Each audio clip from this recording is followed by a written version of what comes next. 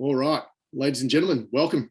I think we'll kick off, and I think there's going to be people that are going to join us throughout the next 55, 60 minutes. So hopefully as they do, they will pick up what we're putting down, hopefully. So for those of you, if you're joining us for the first time, welcome. My name's Paul Jantz, and you're going to be in for a bit of a treat. Thanks to our major supporters. Professional Partners Education is the key, providing all sorts of different educational platforms to you guys, and our training and our education is paramount in doing that. Our supporters, we've got Hall Chadwick, we've got Profit Master, we've got iKeep, Corporate Lifeline, and Lloyd's Auctioneers and Valuers. So I mentioned this before in terms of what Professional Partners Education is all about, and it's about providing a platform for greater learning, greater education, so that each and every one of you can be successful in whatever you wish that to be, whether that is through our live shows, these sorts of shows, our masterclass, our Women in Accounting we had 2 weeks ago, we've got another one coming up on May 26th, or whether it's our podcast series that I mentioned as well, that we're about to start pushing out a lot of different podcast content as well. So please keep an eye for that. This series is all about just something I worked on last year again, about how I can bring different layers of CEOs to the forefront, and how as leaders, not all leaders need to be CEOs, how you as a leader can look to improve your own leadership qualities, and however that means the content that you're going to hear and take away from. Hopefully there are 1, 2, 3, 4, 10 different things that you can work on. I've led companies, I've also been led, and it doesn't, you don't, like I said before, you don't need to be a CEO to be a good leader. It's all about mindset, that mindset to growth, that mindset to how do I continually grow internally to become a better person and a better leader for my people as well. So hopefully all of you will be online for the next 45, 50 minutes, and you can take away a lot from that. We do have at the bottom there, we have a chat bar, we have a Q&A. I'll be moderating both. So as we work through this, if you've got any questions and want to talk to us, please let us know. It'd be great to hear from you. Let me get to my guest. So he's a leader that probably doesn't do too many of these, and might have done these a little bit during the pandemic, but it's great to have him here, and just to see some of the comments that we've seen online with regards to, it's great that you've got Guy. So let me introduce the founder and chief executive of Ignition, formerly Practice Ignition, Guy Pearson. Welcome to the show. How are you? Good, Paul. Thanks for having me, everybody. It's great to be here. Yeah, it's my pleasure. It's I think we connected last year over a few things, and it's fun enough to think that we're now sort of getting back to a little bit of normality, which has been fantastic to see. Yeah, it's nice to be back. I went to my first in-person event last week just for a walk around the trade show floor, and that was kind of nice just to see some old faces. Yeah, not that they were old, just people I hadn't seen in a couple of years. And you're right though, because it's like, I know it's almost like the January sort of award season. It's been conference season the last 3 or 4 weeks with all the different conferences on, and I was at one also probably about maybe 6 weeks ago, 7 weeks ago now. It is weird to be back in that type of situation when you haven't seen people for quite a while, but it is good. Yeah, no, 100%. Anyway, I'm looking forward to doing a bit more. I get to go to a few overseas conferences coming up, so if anyone is dialing from overseas, hopefully I'll see you there. Yeah, brilliant. Right, let's start with there was a good announcement, and I can see with your background there, Women in Accounting, supported by Ignition. So congratulations. I know the team have done an awesome job to get that out, the top 50 women in accounting. It was released last week. You'd be pretty proud of what you're doing and how you're continuing to do this. I know we'll go into this a little bit more detail later on, but how do you feel about, obviously, just another announcement, another year? Oh, it was great. This process was the first one I wasn't involved in. Sort of having helped kind of get it off the ground. And we'll talk about later, I think, why it exists, but just awesome to see a lot more diversity, huge range of new winners, and a huge number of submissions from around the world. And just great to once again be a part of it. I must admit, the website, even since the new launch, like the announcement page, the design elements, like what you see behind me, like everything was just sort of that next level above, which is great and awesome, and a huge buzz around our team, but also in the community. So hugely proud to be associated with it. Yeah, brilliant. And when it's a global initiative as well, how many countries totally represented? I do not know. Brooke will have the answer to that, but it's north of 20. So it's quite a substantial number of countries, and obviously we only push media or requests through other networks, LinkedIn and other things. So I'm not sure how we get the rest of the 300 odd countries around the world to get nominees and what languages need to post it in, but we're pretty stoked with the you're on uplift. the way. You're on the way, and that's the key thing, and that's the great thing about from a global initiative point of view, that it's awesome that it can be recognised with so many ways. And we will get into that later on. Good to see for everyone also joining us. We're colour coded. We text each other this morning and make sure that we're wearing the right. What did Brooke say? She called it pink. You sort of mentioned it was more of a salmon colour, but yeah, I'm going to say you're in light salmon. I'm in deep salmon, but neither of us, I feel, are colour experts. So feel free to judge. Exactly. And comment. Mate, tell us a little bit about you. Let's start off with you. For people that don't know a lot about you, tell us a little bit about you, the person. What drives you as an individual? What drives me? So I have sort of like an underlying thesis for my existence, and it's sort of the greatest good for the greatest number. So like all good accountants, I have a trust, which kind of super funds and stuff, but that holds assets. And so that's utilism, which kind of is short for the greatest good for the greatest number. Ironically, it ties in with the whole purpose of accounting. What do you do with your last dollar, and how do you get the most efficiency or most effective return of spending a dollar? And analysis around that. So for me, it's sort of all around that, and I like trying to solve bigger problems. So I'm less likely to volunteer to do one thing for an individual and more likely to try and figure out how to solve the underlying problem. Now, there's no right or wrong on that. It's just I'm kind of wired that way, and I really like the idea of doing everything as a team. I grew up playing team sports. I like bands. I don't really like solo artists. Like my whole thing is around doing things together. So those two things kind of in line very much probably drive me towards trying to do things with people to achieve great outcomes and solve big problems. That's I probably haven't answered that question that way before, so it's a little bit of a new one for me, and sort of letting it settle in. Yeah, good. I like that actually. It's quite, and it's an interesting one, because as you're saying that, and even to the people that are watching it, it does make you think about your own perspective on that, and how you can maybe, if you don't have that, how you can find that as well. Because I think not always will we always have things like that, but that's the beauty of these type of sessions as well. It makes you think about, is that something that I should be thinking about myself, which is brilliant. I actually love it. Yeah, brilliant. Thanks, mate.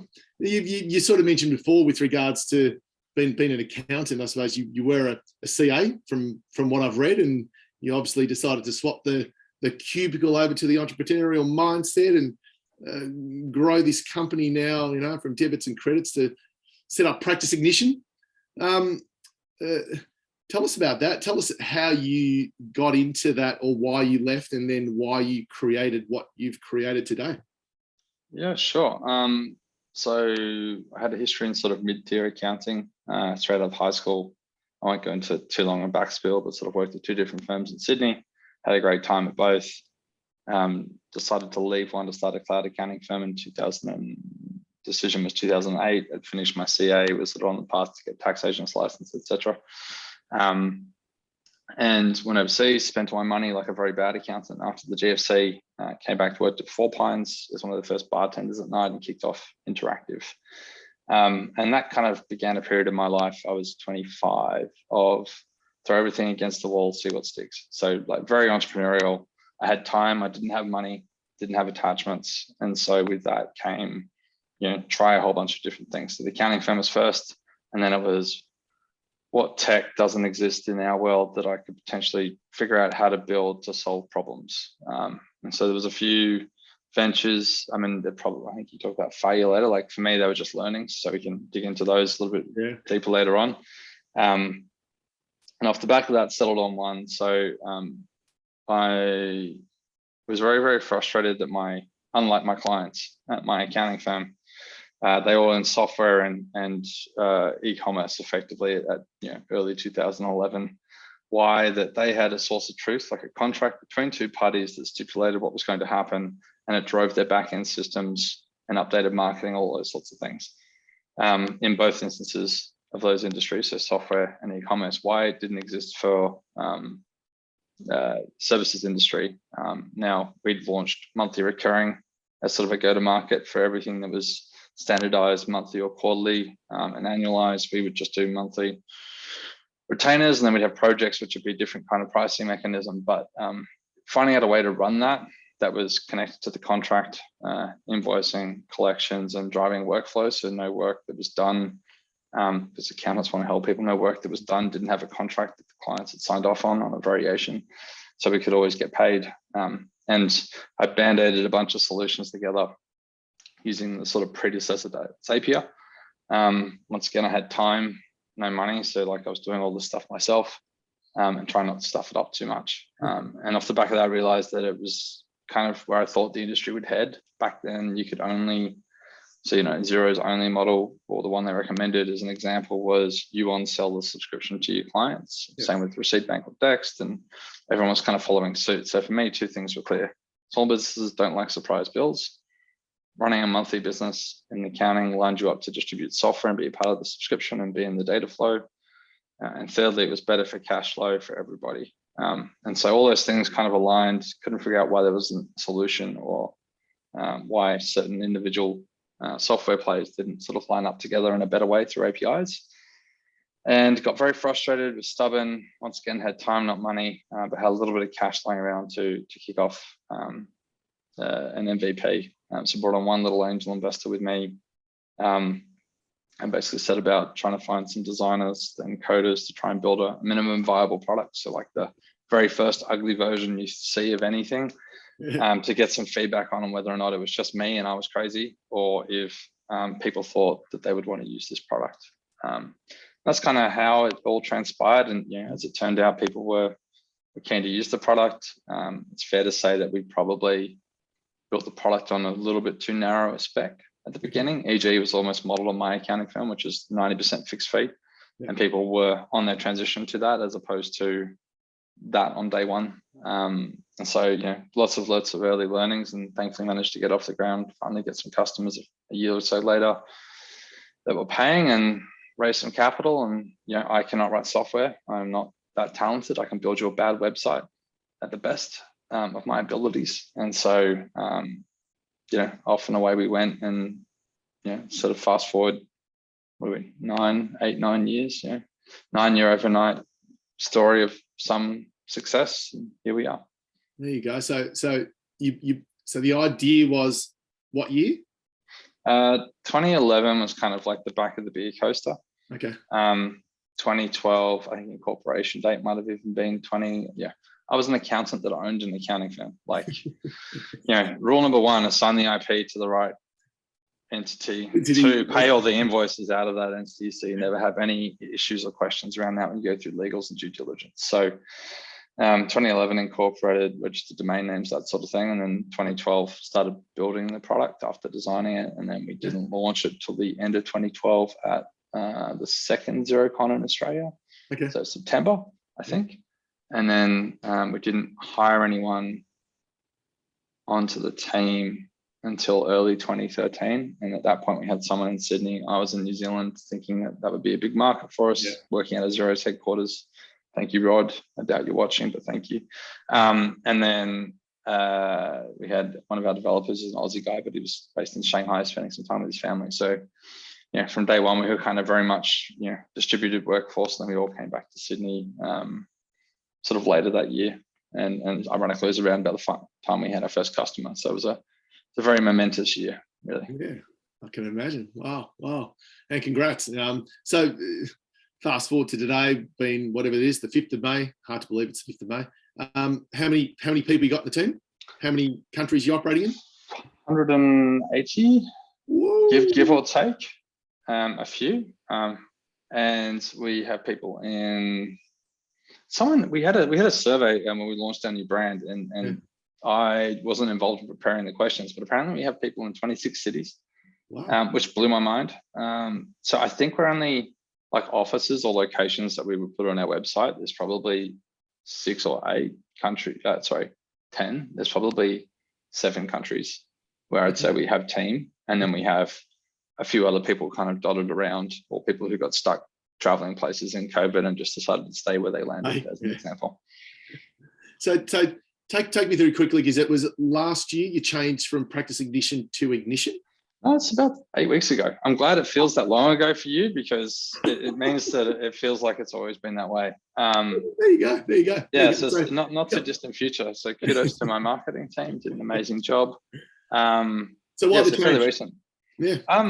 There's a couple of things. So from a pure business and marketing standpoint, Ignition app as a .com as URL is much shorter than Practice Ignition, just pure characters. So less likely to make a mistake. Our social handles were all Ignition app as well.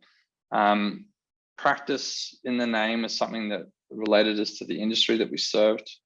Ignition just by itself kind of opens us up to perhaps exploring more of that later. And what we're starting to see is accountants and bookkeepers actually getting their clients to use the platform.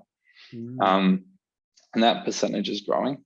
As a, accountants, let's rewind 24 months, we're probably 96-7% of our customer base. Now they're about 90%. And that's not huge numbers. It's more just like when you're being pulled in a particular direction, unless it's diverting your attention away. So most services businesses behind the scenes run almost exactly the same way. And so it just allows us to open up to more broader possibilities in the future, and internally allowed us to get a lot crisper, because you got to remember, I'm not a designer and our brand is quite aged. It's kind of like why PricewaterhouseCoopers is PwC, like allows you to refresh it. Technically, I'm sure the legal entity has the same name. I'm not sure. I've never received a bill from them, but my guess is it's the same. It was a branding exercise, but allowed for sort of a re-identification internally and externally. And that was also part of the focus for us, I think, since the last time we'd all met in person, which was 2019. The team had grown 3x. And so it allows for, crisp, sharp messaging internally. And what are we doing for our customers? Crisp, sharp, and clean externally as well. So less ambiguity. And the website refresh was kind of a sneaking of a better experience for customers as well. So it was like all these things kind of all lined up. And individually, the reason may not be enough, but together it was kind of like we need to get this done. Yeah, brilliant. Well, let's talk about you as the CEO of the business. Sure. So what are some of your key priorities or deliverables?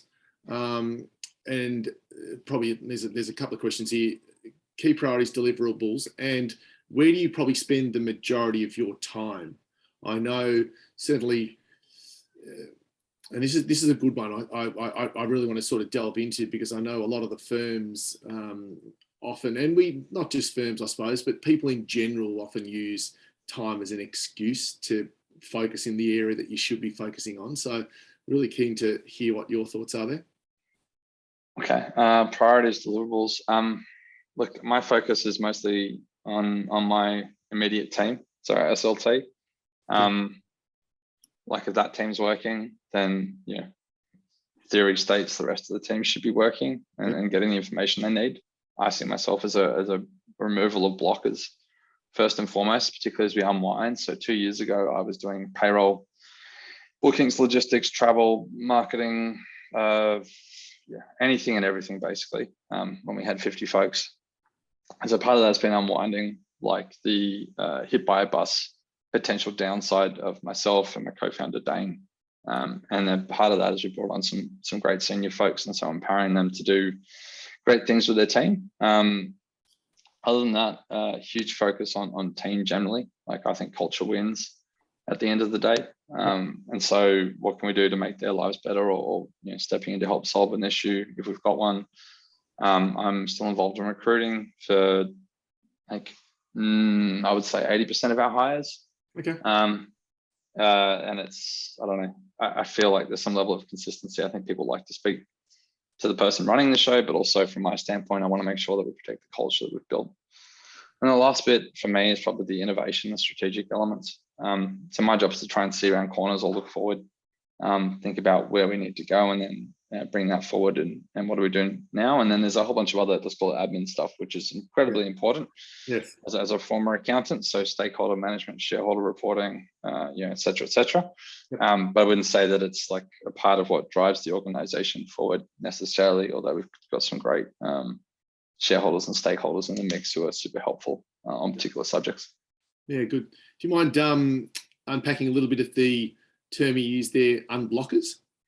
Yeah, let's take an example. So like if we're thinking about partnerships and thinking about the future as an example, a reason to do or not to do a partnership might be sizing. So like how big could this joint thing be over time? And usually like industry knowledge I still have, and I tend to know because I was in cloud at an early stage. It's not because I'm important. I just met all the other people that were in cloud at an early stage, and they might now have large companies. And so I can make direct phone calls and sort of unblock on that standpoint, help them size it and explain the user journey or what I think the pluses and the negatives are, more just from experience as opposed to being an expert. I didn't work at McKinsey, etc. I'm not the world's best at that sort of thing. So I'm blocking the pipeline in terms of making decisions so they can go a bit faster with more knowledge, and really just giving more leeway to team managers. So whether it's rolling out a new expense system, suggesting the limit should be higher, as much as the accountant in me is like, that's maybe not such a great idea. The reality is that if we have to hire another person to manage that system, it's sort of like, well, what are we optimizing for, speed or accuracy, or do we not trust our team? So those sorts of things, for the most part, really. Historically, like as we unwound my role, it was literally process, software systems, helping people make calls faster. So rather than thinking that they had to build a huge business case for certain things, just kind of coming through and helping them and then saying, we're going to push this through and this is why. Yeah, brilliant. And from a team point of view, you spoke about just then the importance of culture. Are you able to share, because I think that's sometimes people have trouble with working through that. And I think over the last, it's going to be interesting now, most workforces are coming back to the office, but then team members also want that flexibility of working from home or continuing to work from home because there's a transport or whatever it may be. It's time consuming. How do you, or what do you focus on in terms of continuing to make sure that culture is at the standard you want it to be at? I think one of the biggest things for us is making sure that we hire curious people and people who believe in the team concept over individual achievement. Doesn't mean they can't be ambitious and don't want to achieve great things themselves. But have you ever seen that James Corden show where they're like, he asked the questions in the row and he's like, would you want 750 for yourself or take 1500 and spread it across the row to get the question right at the very end of the row? Like we want the people who take the 1500 as an example. So making sure that holds true, and making sure that we've got alignment for the future. And in terms of offices, we've always been a fairly output and outcomes driven company. So we did what was it called? We had a name for it internally and the name escapes me, but effectively, like, do you want to do fully remote, like half time in the office? I think we call it flex. Or do you want to do full time in the office? And we did that globally for all the teams at the beginning of this year. We rolled out an app internally called Robin, which allows us to book desks in all the offices around the world. And off the back of that, we can see utilization, intent versus what they said in the survey versus actualities, and then try and make sure that holds. And the big thing for us is to make sure that people are, once again, output focused. So if you're inside sales and you're doing demonstrations of Ignition all day, whether or not you're in the office, like if you have 20 minutes to take a quick lunch break, and then you've got to follow up and make sure the people you've spoken to are happy. Any questions, any exception handling you need to do, like whether or not they're in the office, probably doesn't make a difference. And so what we've focused more on is collaboration days. So the days where you don't do any work and you come in and you talk about the future of your division, your region, and those sorts of things. And so we're trying to run those once a month, and that's probably the best thing to come out of it, because it means that there's actually a day where the whole team for a division focuses on how do we step change this and working together and sort of tools down. And some of the things coming out of that are great. And so all these things are kind of just adapting to the new normal. Allowing people to work from other offices. They just want to go overseas and want to extend a holiday, or they just, like I said, get stuck somewhere for whatever reason due to COVID, and just really trying to listen. So we're pushing out a big. We've never, I'd say inherently we have, but that's not a really great way to run a company. So we're rolling out DEI and B shortly, which means many different things to many different humans. But I think that what the team wants to see and the culture gets maintained, because it's always a progression. So like we've always got something else coming that we've listened to surveys that we've asked every 6 months, and then we're trying to roll forward. And that doesn't always have to be monetary. It can just be different ways of acknowledging things. You know, like we're an Australian headquartered company, and so some of the language that we use may be offensive to others. So like listening to that and, you know, educating that through the company, as an example. So I think once again, listening and then acting, I think that's the best way to keep it. And honestly, like we live our values. So yeah, the work without ego. There's probably nothing that I wouldn't do for one of my team members unless I literally do not know how to do it. So if someone asked me to write a piece of code, I'd be like, I would love to. Which course do I go sign up for? And I'll come back in 6 months and give you a hand, maybe, right? Like I'm not, but aside from that, very much team effort and outcomes above sort of individual, and making sure that people are there for it. So we keep that. Much easier to have everyone heading in the same direction rather than sort of divergence. And I think keeping that aligned is consistent messaging, branding, being aligned on messaging, vision, mission, values, but also just following up on what people ask for, whether even if it's saying no, but just like giving them that respect. Yes. And how often would you meet with the team? You know, you mentioned before there's quite a lot of them. Or is it team leaders as such to continually have them or make them aware that you're constantly looking at forward and giving them direction, I suppose, giving them the purpose that you are on your mission to where you want to head to? So we have I have weekly one-to-ones with everyone that reports to me. I think there's 3 that are fortnightly, more like they can be weekly if we want them to. It was just more like I think we interact generally throughout the week. We're also in the same time zone in those instances, so there's not as much pressure on that to work or to make a point of it. And then we have SLT once a week. So that's a whole group where it's, you know, a mix of being able to suggest ideas, bring drafts, bubble up feedback from teams, and it be a safe space. And once again, that's sort of my number one team, right? So if they're confident being able to bring things up, you know, people can sidebar them, we can go off and work and have action items and cover those off. And then as a company as a whole, we run 2 things each month. One is called a monthly business review, which is very much numbers focused. We had it open for everybody. We closed it off 2 months ago, and we're starting to open it back up.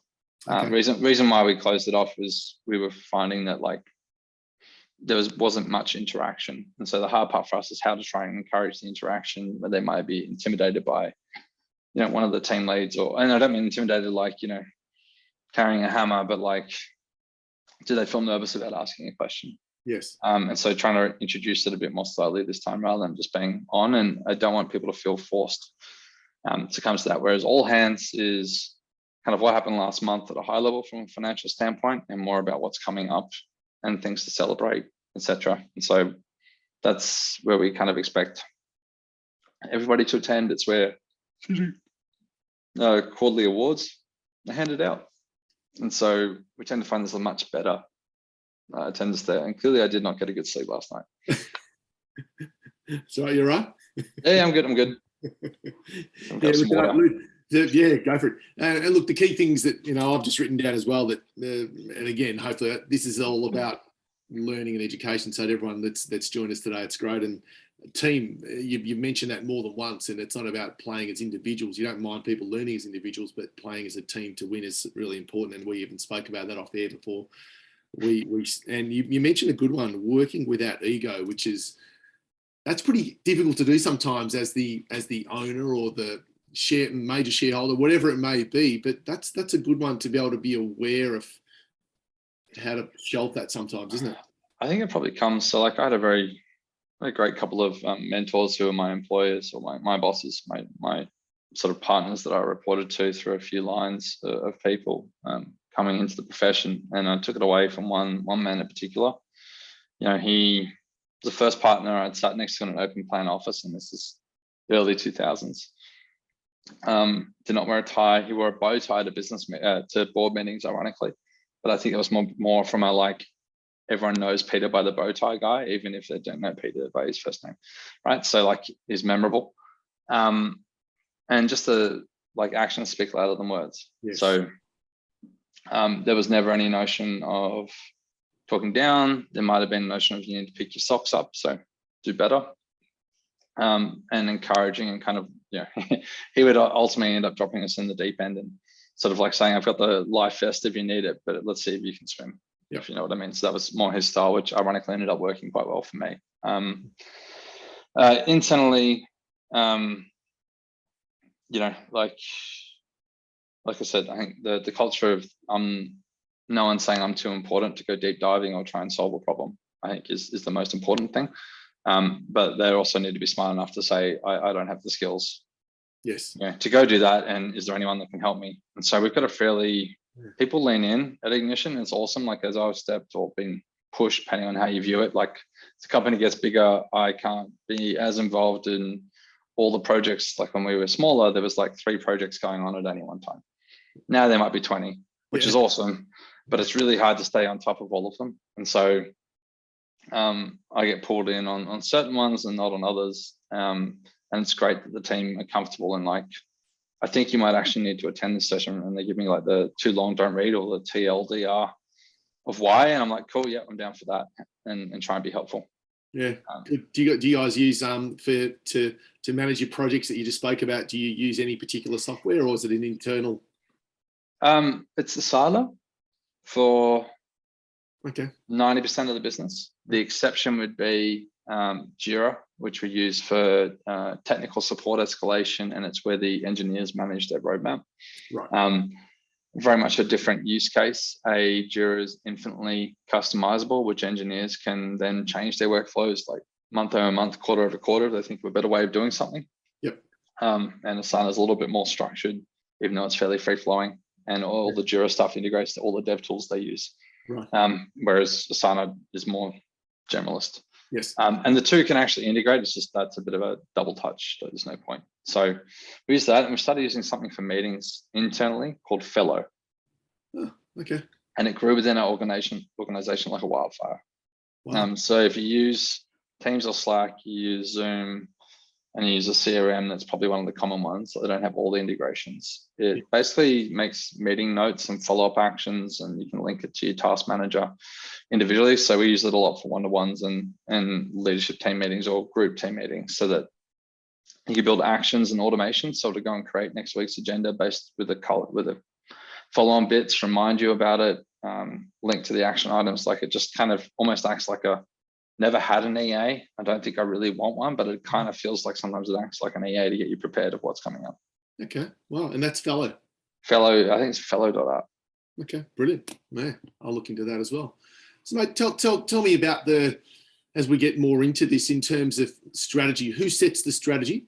Are you a part of that? And how do you go about then executing? Because one of the things you spoke about just then is actions, and you're right. Certainly in sort of whether it's life or in work and business, to grow a successful company, it's all about making sure that you're executing. So tell me a little bit about that. Yeah, sure. So strategy is set by myself. The whole company ends up getting a hand in the strategy. Right. In the early days, we used to make it strategy by almost like consensus amongst the team, which is probably fine, sub 10, 15 people. But when we hit above that, we just found that like just opinions going every which way, and we ended up, I think we looked at doing a change of something. It might have been price or something, and it was like 3 months of discussions on Slack to get to nowhere. And it was like, okay, this is by going bottoms up, so from the team up to us, and decided that was not the great way to move forward.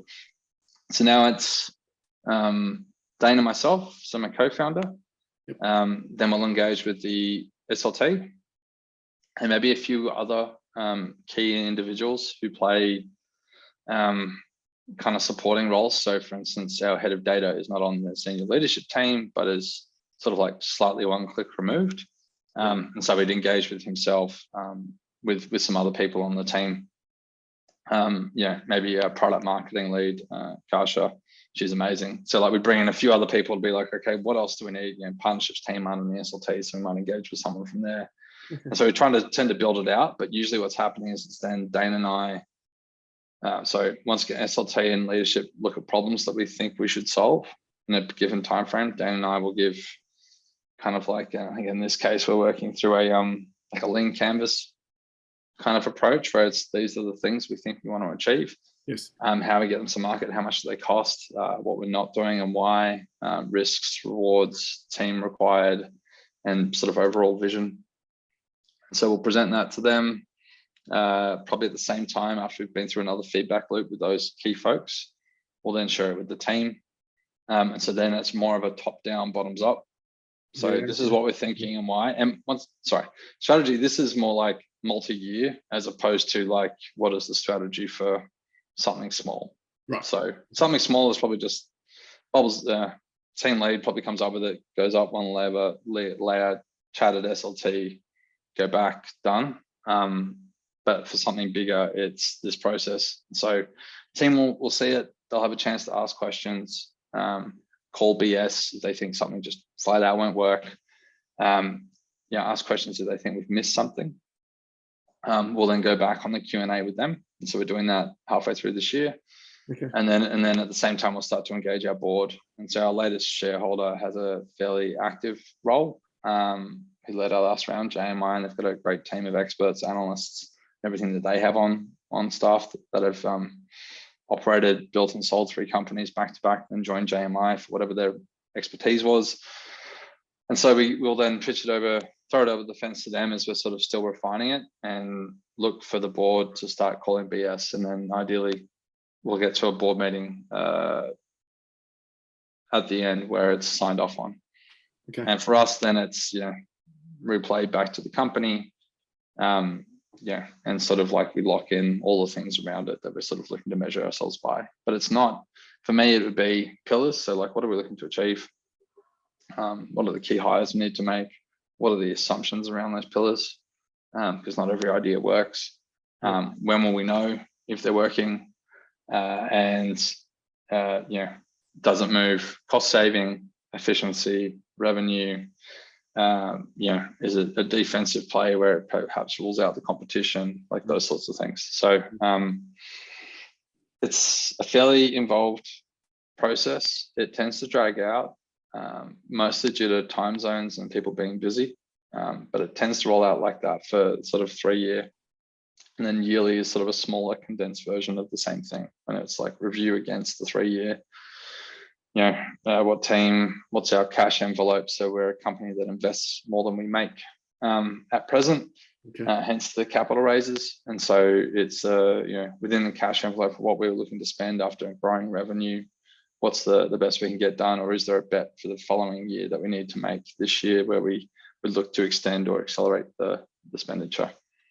Okay. I don't know if that all makes sense, but it's it's good. It's good. So it's a, look, the key things around that, which I like, is coming back down to team and making sure. So how many direct reports would you have?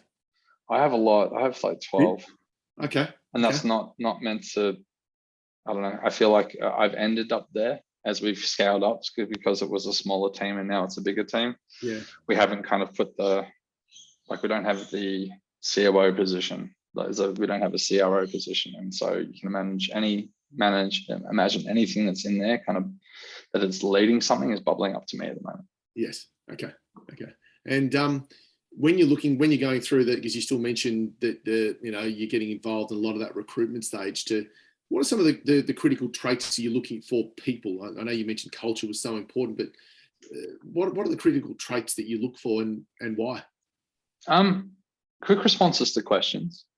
Okay. The ability to answer both in a work and or personal context without flinching and not being weird about it. And it's nothing that I'm trying to dive into their personal life, but I want like first answers because I know they're truthful. Like, if someone doesn't flinch before they answer something, like unless they're like, who's your favorite musician? You say Taylor Swift, and you're like, actually, no, that's my child's favorite musician. It's just the first thing that came to mind, which has happened in an interview before. That's different. It's like different mindset. But very much around, are they curious? So we flip. My interview questions are fairly short, sharp, fairly sort of what I would say culture-based for Ignition. And what it's trying to prove is that we're kind of curious about you and what drives you and where do you want to be and, I think one of the questions is like, where would you retire to if you could retire anywhere in the world and why, and all those sorts of things. So it's very much, usually it's questions they can't prep for. Yes. Because they haven't heard them before, which is great. And the second part is, do they turn around and ask me questions? Because not that I'm I don't hold myself in high regard in that respect. It's more, given you're signing up to this company, like you can ask the person who was there on day dot about history, present or future. You can also ask me about myself, history, present or future. And so if someone doesn't express or demonstrate their curiosity, then it's probably not a good fit, because our team is full of an amazing group of unique individuals who come together quite nicely to do great things. But they all, even if like if you told me that you liked drum and bass music, I probably have little to no interest. I have a couple of songs I like, but I'd want to know why, how'd that come about? Can you send me your favorite track, who you're liking at the moment, when are the next festivals coming up, are you going? Like that would be a normal line of questions for someone who works at Ignition, as opposed to cool.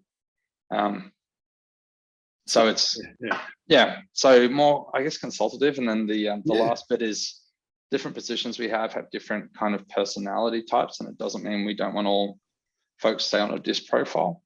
But you know, if someone's applying for a role that has a high volume of phone calls attached to it, as an example, yet you chatting to them, feeling like they really just want to build a relationship with you and they want you to be their best friend, as opposed to being partially transactional, right? And I'm not trying to say that we look for that, but that would be better suited to the role. Like I'll raise a flag. I'm like, I don't think I really like this person, but their personality may not be aligned to the job we're asking them to do, and they may end up hating life. So those are kind of the two big things. So culture, quick answers, being curious, and is the personality suited to the job they're applying for. I like the ability to throw them different sort of things to trigger them that they can't prepare for, because you know, typically the questions are somehow they're usually the same sorts of things. So going a little bit left field is good. I like that. Yeah, I mean, I don't know, it'd be what I want to know about if I was going to work with somebody, right? So like there's some interesting things there. We don't judge them by their answers. Like I don't care if you like Taylor Swift or drum and bass or whatever it is. It's just it's an interesting question to see if someone can explain, you know, something about themselves that they didn't have a chance to prepare for. Yeah, good. Now you mentioned Peter before, so you know, sort of one of your first partners and so on. So how do you continue to learn? Do you have a coach, mentors, several? I probably almost have like a panel that is informal. And so when I started the accounting firm, there was 3 particular gentlemen. I didn't know any female partners of accounting firms at the time, and so 3 particular gentlemen that I tended to lean on. And so one was my former boss, Peter. Another was my godfather, who'd worked in FMCG and had built a great business, and been part of a business that had been built and still led that for the APAC region. And then the last was a guy who built a very large event hire business. And so I would literally reach out to them and be like, what do you think of this? And send them the accounting firm's website and the latest newsletter, and they would tear it apart. You know, how is this any different from the person down the road? Why would why are you using the word trust? Like, you have to earn trust, or it should just be assumed. Like, how is that a differentiator? And they kind of just like beat me to death with commercial logic that I would probably do the same to someone else now. But that was great. And then at a certain point, I sort of not tapped out, but like when I'm asking about innovation in the field and apps and industries and how do I move into this space, that was when they sort of were like, your marketing is great. We have no further kind of help that we can offer, other than, if you want to talk when things go bad, we're around. And so now I've got, so that's sort of 2010. Back then, a guy that I've bounced a lot of ideas off over the time is the founder of Tractor Ventures, who was our first contract coder, so Matt Allen. So that was probably prevalent during the early stages of getting things off the ground and chatting through business models and other things. More recently now, we've got a lady by the name of Marie. Marie is an exec coach. And so when I talked about that number one team bit, like things I've learned about teams and building teams over the years have been quite interesting. So forming, storming, norming, performing, I think it is. Okay. And so in a startup, you tend to be constantly kind of in between storming and forming. And, you know, by the time you reach a level plane or you're all settled in, you're hiring again. And so it just kind of goes back through a cycle. Yeah. And so Marie Taylor, she's been fantastic. So she helps out on the team structure if I have difficult conversations to have, and probably more of an ad hoc on call advisor. I found her to be quite great. And I'll say some of my team members. So like I get a lot of learning from like Brahman Karaoglu, who's our VP of marketing on go-to-market. She did it at SiteMinder, did it at Gembook, which I think is now called Booksy. Okay. Our head of people and culture is I was going to say Frankie, but Francesca Deary. I only know her by Frankie. Francesca's awesome. And just sort of my understanding that not all people think the same way that I do. And so, you know, with Marie and Frankie, it's probably been a joint lesson learned for myself on how to think about the way people receive things. Because as a 25-year-old, like, you know, I haven't worked for somebody else since I was a bartender pouring a beer at Four Pines in Northern Beaches of Sydney when I was 25. Yeah. You start to put that into context, you think about all the things you learned after 25, perhaps working somewhere else. A lot of that would have been like leadership skills, how to deal with different people and culture. And so switching from being a very like, I am, you know, 100 hours a week and that should just be normal, you know, kind of mindset to thinking about a more balanced approach and something more sustainable that can grow quickly still. It's been an interesting journey. And so those folks have been really helpful. Yeah. And, you know, we touched on this before, but the element of, let's call it failure, or the learning ability, because I always, whether it's failure or whether it's learning, how much do you lean on those sorts of guys to guide you, whether it's, or how do you judge whether it's failed or whether it's learning? What's your thoughts on that? I think if you have a hypothesis at the beginning, like I'm going to try X to achieve Y for Z period of time, and obviously you can reevaluate that. But if you get through it and like I walked away with a lot of like I've learned a lot in this process, but this just really isn't going to work, your lesson might be I've learned what not to do. Okay. So I started 5 companies in 3 years as a 25 to 28-year-old. Does that work out right? It's about right. And so you know, lots and lots of learnings. Had a few things that I would say was successful. So like one of them was with my very good friend Nick. He and I started a company, and it was basically designed to solve the problem of people looking at buying investment properties and either telling them that they shouldn't because the rate of return wasn't high enough. You know, because like if you lose money on negative gearing, sure, you get a tax break, but you're actually behind the 8 ball because you've lost money. And so comparing that to say interest at the time, and I think this was 2011. But then having the ability for your accountant to have a subscription and then share it with your mom, your dad, and have commentary and have multiple scenarios and have that all in one spot. So we built that, but the hypothesis was very much, can I get this to market? Can we get this to market together? Can we do it on the smell of an oily rag? And can we generate $1 in revenue? And then let's reevaluate. And so we did all of that. We had developers out of Brazil. We had student developers. We had Agile coach come in and teach us about Agile principles. We had all these different learnings along the way. Got to sort of $1, realized interactive accounting was still too early. It was pretty much only relevant for Australia. So small market by sort of compared to the world as an opportunity. And neither of us were super passionate about like, I guess exactly the problem that we were looking to solve, which ultimately was probably replacing a spreadsheet in a meeting, ultimately. But we did have some success. We just emailed all the customers, told them we were wrapping up, and we shut that down. So I would say that was a great kind of internship or apprenticeship for starting a software company. And this one, Ignition's gone a whole lot better.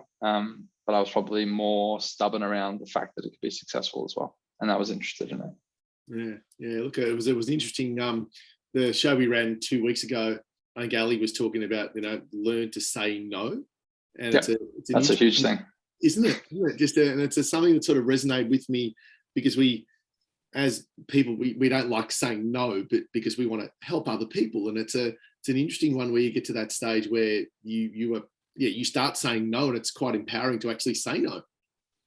Yeah, 100%. Like being able to have a clear focus is huge. So I think it can be a distraction. 100%. I'm guilty of saying yes or wanting to explore too many things, but I think that's my inner accountant kind of creeping back in, where it's like opportunity cost. How can I make a decision if I don't know all the details? I might be leaving, something on the table, an opportunity on the table. But yeah, the ability to say no or no, just not right now, is huge in terms of creating that focus. Yeah, very good, very good. Mate, what sort of leader are you? You was a bit of an idea, micro, macro, talker, listener. What works for you? I'm probably more macro. I'm someone that, once again, we hired a human to do a particular role, perform some great things, and I'm more likely to trust on day one and empower. I'm probably not the greatest. I'm sure my team will back me up on handing over things that I used to manage, because it used to just be like I didn't have time to think, let alone write up an instruction manual on how to do things. Like I did it for a lot of things, particularly around the accounting and the numbers, but other things less so. And so I'm probably macro. I'll only really ever get micro if there's something that is sort of out of whack. But I really hate that, to be honest. And then in terms of talking and listening, I would say by default, my personality type, like I'm probably an extroverted introvert or an introverted extrovert, one of the two. So I'm probably more of a talker. My team may disagree. Now leadership meetings and other things, I sit there and I listen a hell of a lot. And it's more about trying to learn the art of active listening. The funny thing is then the team will often expect me to come in and either give a green tick, because ultimately like decisions bubble up, or like I wear the risk of the decision being wrong and me being okay with that. If that makes sense. So yep. Sometimes I probably lean out a little bit too much and I listen too much, and sometimes I probably talk too much. So I'm still trying to find that balance, but I'm trying to be more of a listener. Yeah, brilliant. And who would have pointed that out in terms of where you need to? Is that a mentor thing or a coach thing that would identify? I've done a bunch of personality surveys over the years, and with Marie, we did one. I'm trying to remember what it was called, but effectively it was like, feedback on me as a CEO, and then what myself, and then what the team and the board think of me, and some feedback waved in. And ironically, most of the feedback in that circle is guy needs to lead from the front more, right? Whereas I think for the broader team, for the most part, they're like, guy probably needs to listen a bit more and talk a bit less. So one of the things we try to do is make sure that, aside from perhaps myself and maybe my co-founder in every monthly all hands, it's not always the same presenters. And so actually bringing in people from the teams, and we have a guest host every month that will introduce and do all the slides that are kind of, they can kind of do the Q&A where teams will ask questions, and either myself or Dana answering them at the end, happy birthdays and all the rest of it. So they kind of do the top and tail and sign us out, sign us in.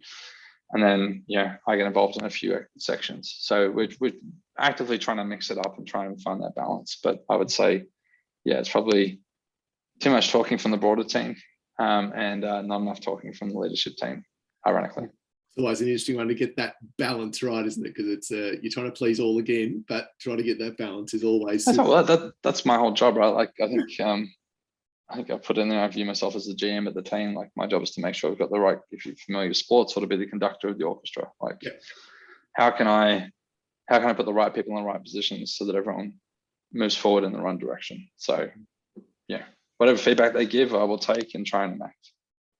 Brilliant. Now let's talk about what we raised earlier, top 50 women in accounting globally. Obviously, it's been fairly important to you as an individual, and obviously to Ignition as a company. So tell us about why it's important to you. Yeah, I'll start by saying I'm not very good at BSing. So I had a lot of early managers and mentors, particularly in the accounting firms that I worked at, who were phenomenal and wouldn't necessarily raise their hand or apply for a job that was maybe a promotion above, and those sorts of things, and people being passed over promotions. Men, what I saw would be like, I tick 6 out of the 10 boxes, I'll put my hand up. and then the people who I thought were way more eligible for the position would not, because they hadn't ticked 2 of the boxes, as an example. And so for me, that sort of flowed throughout my career, and I sort of just saw it happening again and again.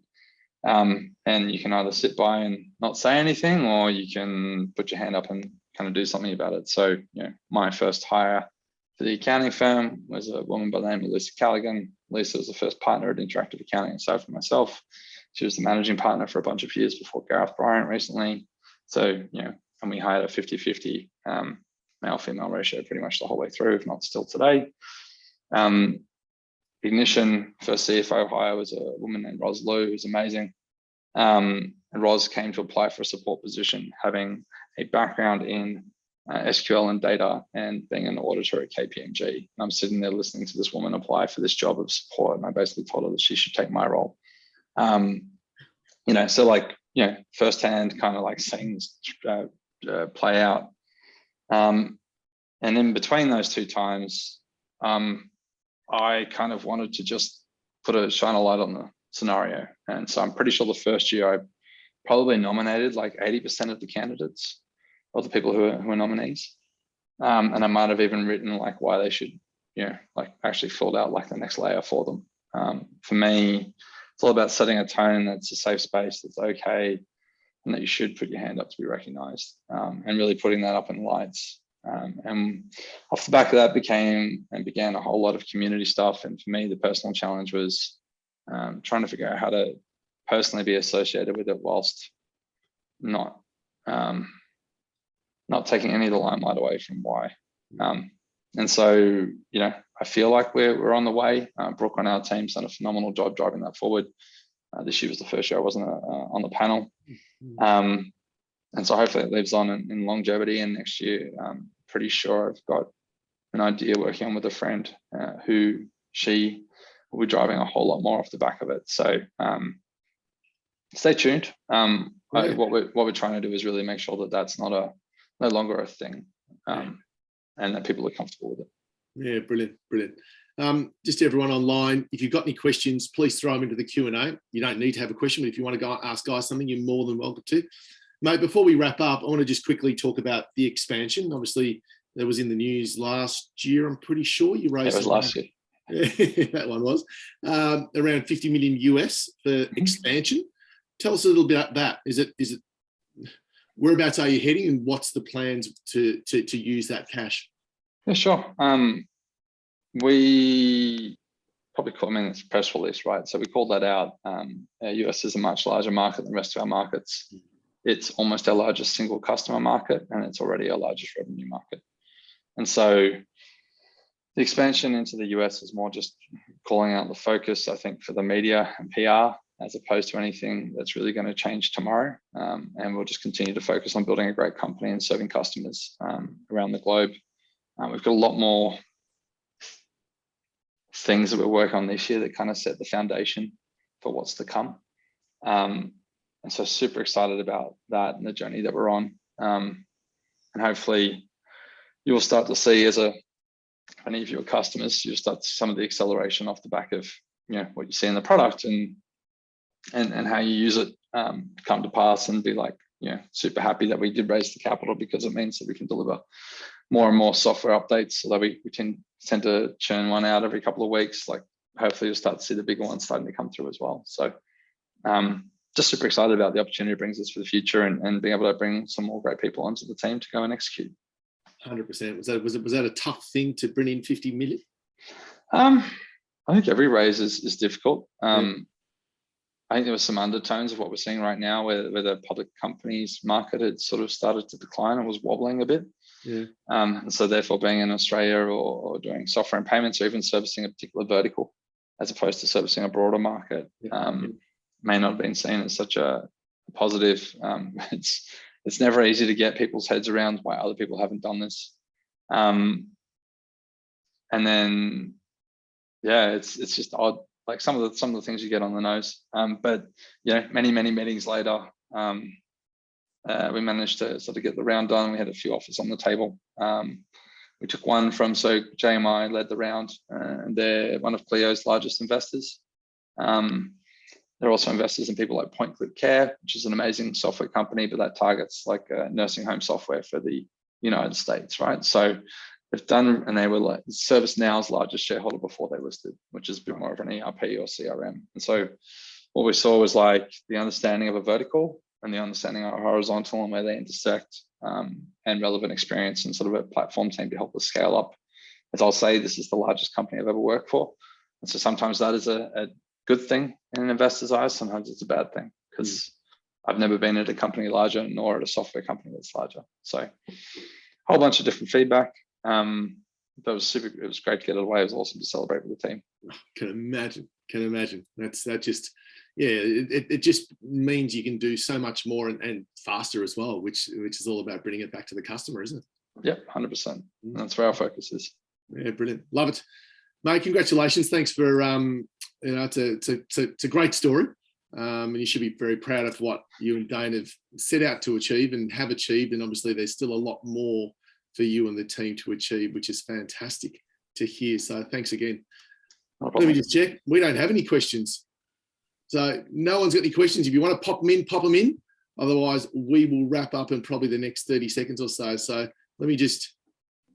I'll just wait if anyone's got any questions if they come in. But otherwise, mate, look, it's been an absolute pleasure to have you open and honest and be on this platform. And obviously to all the firms, we're dealing with all accounting firms here. So it's very relevant to other business leaders as well that is looking at this and saying, yeah, look, what's 1 or 2 or 10 things that I could take away from what Guy has spoken about and apply that to my business. So that's what Professional Partners Education is all about. So hopefully we've been able to do that for all of you. And I've really enjoyed listening to your story as well, Guy. I really have. Thanks so much for having me, Paul. And goodbye, everybody, and be safe this year. And hopefully everyone's getting on a plane if they feel safe enough to go and explore some part of the world.